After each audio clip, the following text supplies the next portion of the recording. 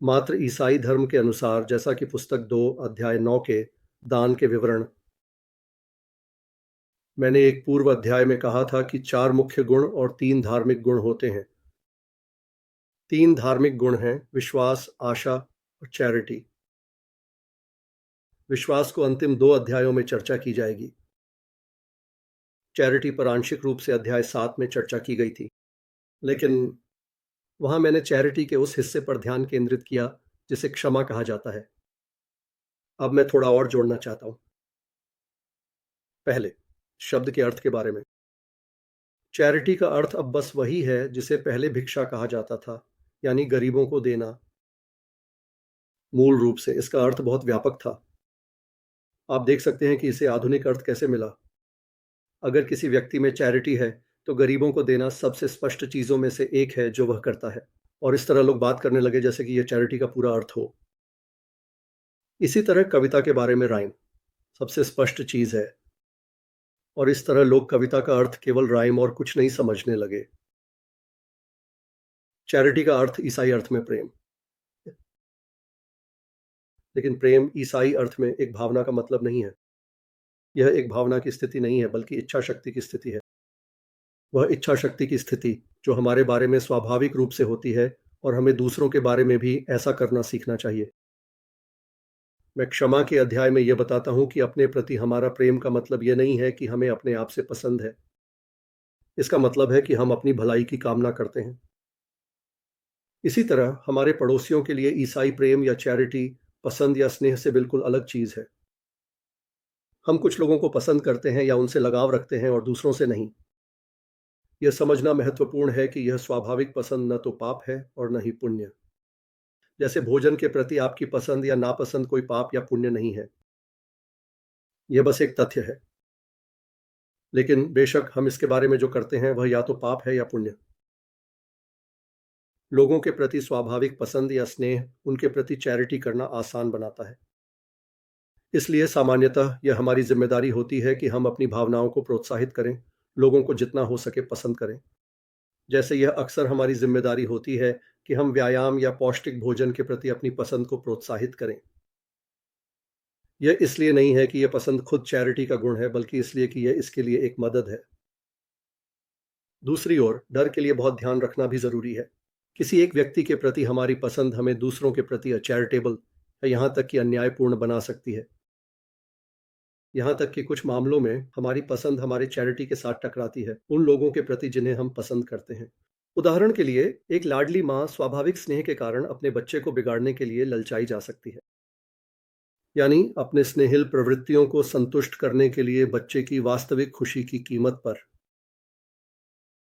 लेकिन हालांकि स्वाभाविक पसंद को सामान्यतः प्रोत्साहित किया जाना चाहिए, यह सोचना पूरी तरह गलत होगा कि चैरिटी बनने का तरीका यह है कि हम बैठकर स्नेहिल भावनाओं को बनाने की कोशिश करें।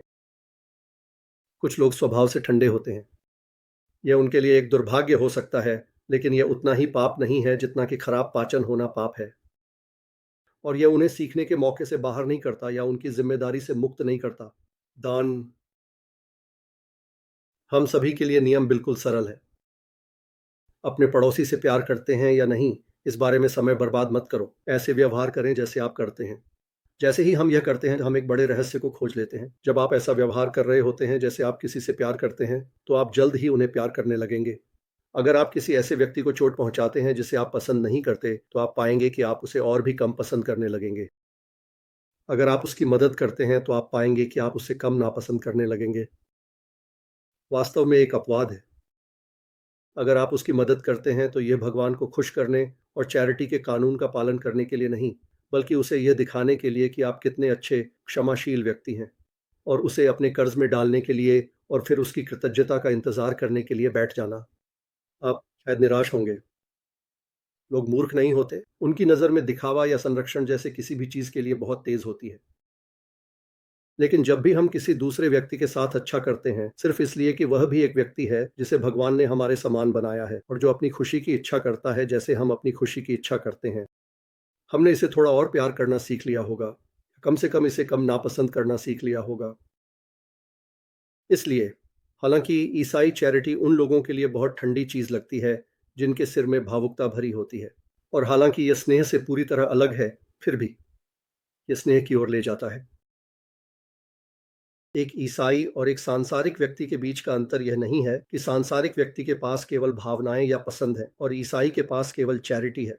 सांसारिक व्यक्ति कुछ लोगों के प्रति दयालुता से पेश आता है क्योंकि उसे वे पसंद है, और ईसाई जो हर किसी के प्रति दयालुता से पेश आने की कोशिश करता है, जैसे जैसे वह आगे बढ़ता है उसे और अधिक लोगों से पसंद आने लगता है, जिसमें वे लोग भी शामिल हैं जिन्हें उसने शुरुआत में पसंद करने की कल्पना भी नहीं की थी।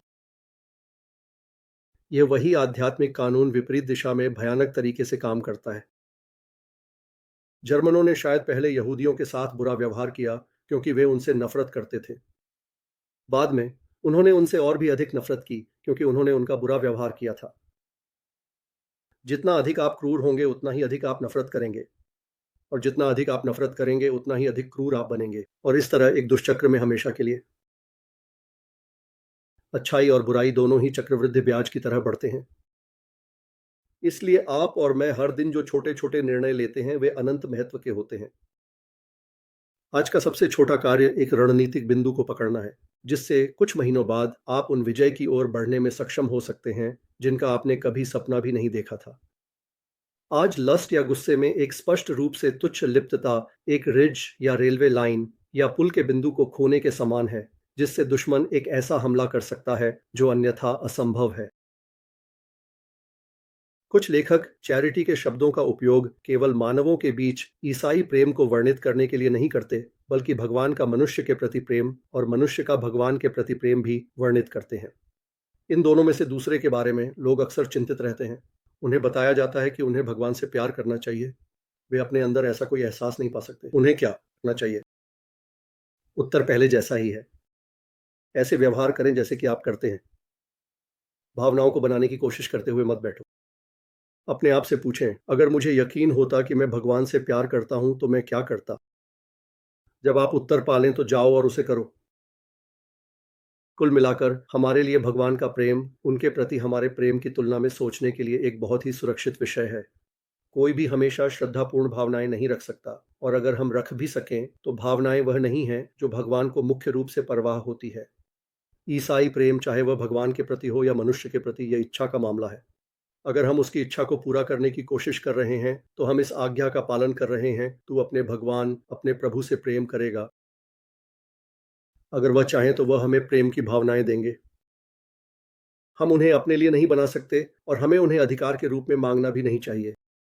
लेकिन याद रखने वाली सबसे बड़ी बात यह है कि हालांकि हमारी भावनाएं आती जाती रहती हैं, लेकिन उनका हमारे प्रति प्रेम नहीं बदलता।